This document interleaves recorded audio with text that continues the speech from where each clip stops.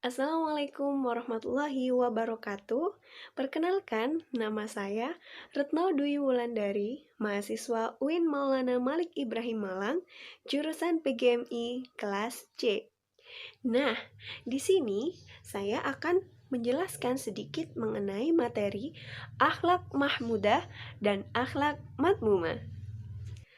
Akhlak mahmudah merupakan akhlak yang terpuji, seperti selalu bersyukur, kemudian ikhlas, dan tidak iri atas apa yang dimiliki oleh orang lain. Sedangkan akhlak madmumah merupakan akhlak yang tercela. Contohnya, tidak amanah, selalu tidak menerima apa yang ditakdirkan oleh Allah, dan selalu iri dengan apa yang dimiliki oleh orang lain. Semoga kita semua terhindar dari akhlak madmumah ya. Nah, di sini saya punya cerita tentang akhlak mahmudah yang harus kita amalkan dalam kehidupan sehari-hari. Yuk simak ceritanya dalam kisah seorang raja dan tukang kebun.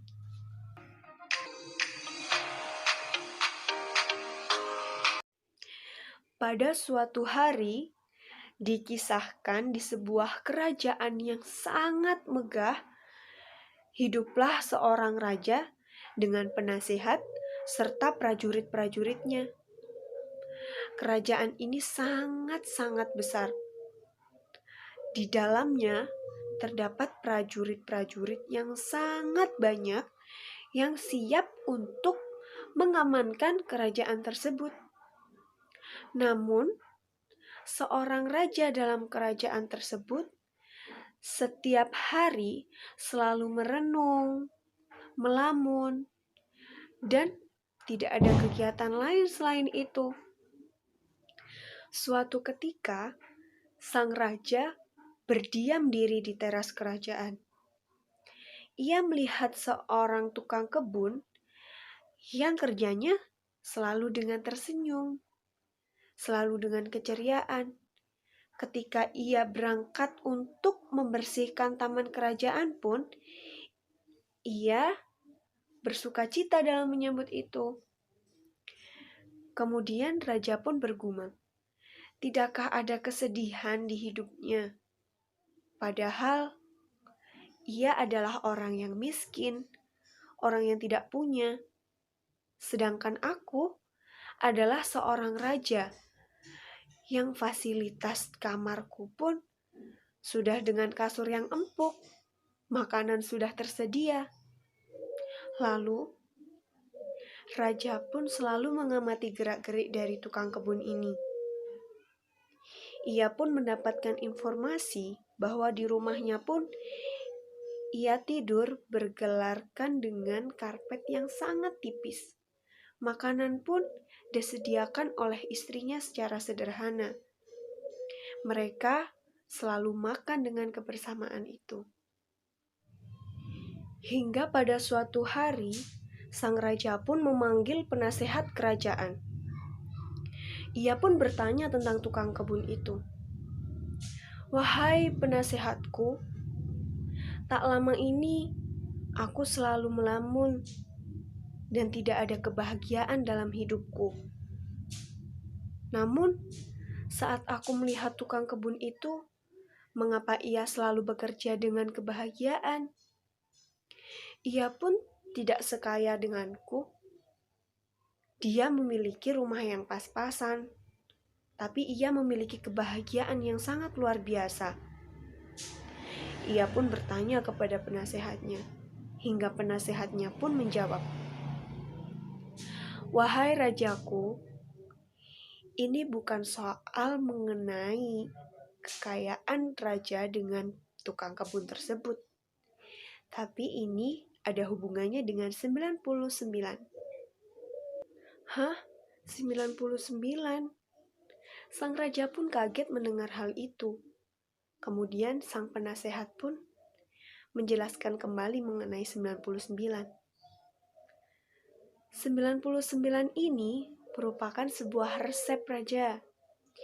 Ini adalah resep di mana nanti tukang kebun itu akan merasa sedih. Ini adalah kunci di mana raja nanti akan menemukan kesedihan dalam hidup tukang kebun tersebut. Kemudian raja bertanya kembali kepada penasehat, "Lalu, apa yang harus aku perbuat dengan resep 99 ini?" Sang penasehat pun memberikan anjuran kepada sang raja. Pada malam hari nanti, utuslah prajurit-prajuritmu untuk mengantarkan sebuah hadiah yang bertuliskan 100 dinar. Namun, di dalamnya isilah dengan 99 dinar saja. Malam pun tiba. Hingga akhirnya sang raja pun mengutus beberapa prajuritnya untuk mengisi sebuah kotak dengan 99 dinar dengan tulisan 100 dinar. Ia pun menyuruh prajuritnya untuk pergi ke rumah tukang kebun tersebut.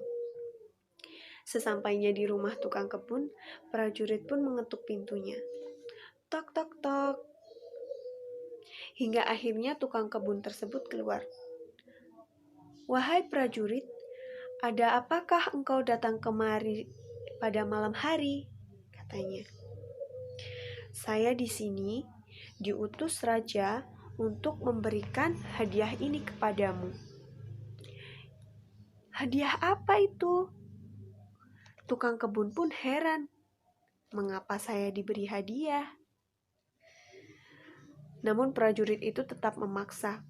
"Sudah, ini adalah pemberian dari raja. Kau harus menerimanya." Hingga akhirnya tukang kebun tersebut menerima kotak hadiah yang bertuliskan 100 dinar itu. Ia pun membuka secara cepat dengan istri dan anak-anaknya. Ia sangat bahagia karena ia mendapatkan hadiah 100 dinar itu. Namun, saat ia menghitungnya, di dalam kotak hanya ada 99 dinar. Ia pun bingung mencari kemana uang ini jatuh. Kemudian, ia berjalan menyusuri jalan menuju kerajaan. Ia mengira bahwa 1 dinar itu jatuh saat prajurit mengantarkan kotak itu ke rumahnya. Namun, tidak ia temukan 1 dinar itu. Sang istri pun mencari di belakang pintu, di bawah meja.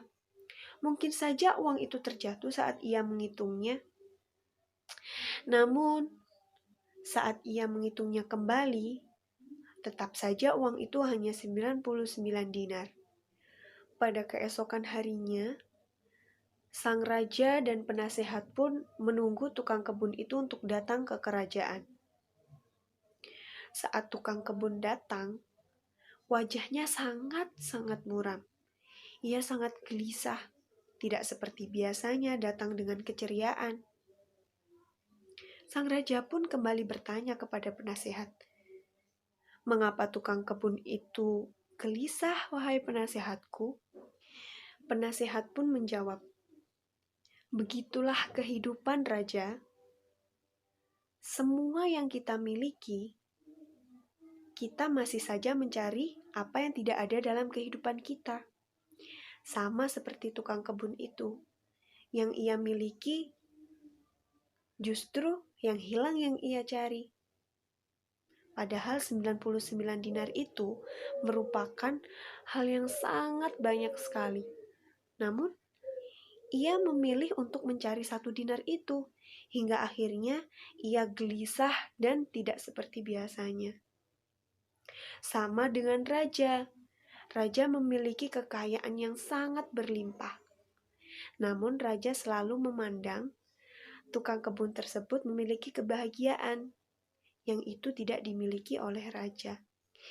Hingga akhirnya raja pun tersadar bahwa apa yang ia miliki adalah pemberian Allah yang dititipkan kepadanya. Ia harus mensyukuri itu, karena itu merupakan pemberian Tuhan yang belum tentu dimiliki oleh orang lain. Itulah tadi kisah cerita dari sang raja dan tukang kebun, di mana terdapat pesan moral yang harus kita petik bahwa kita harus selalu bersyukur atas apa yang sudah diberikan oleh Allah dan tidak iri dengan apa yang sudah ditakdirkan kepada orang lain. Dari cerita tadi, semoga kita bisa mengamalkan dalam kehidupan sehari-hari, selalu bersyukur kepada Allah, dan selalu menerima takdir yang diberikan Allah kepada kita. Semoga dapat menjadikan inspirasi dan menjadikan kita lebih baik ke depannya. Dari saya pamit undur diri, mohon maaf apabila ada salah kata dan perbuatan. Sampai jumpa dan wassalamualaikum warahmatullahi wabarakatuh.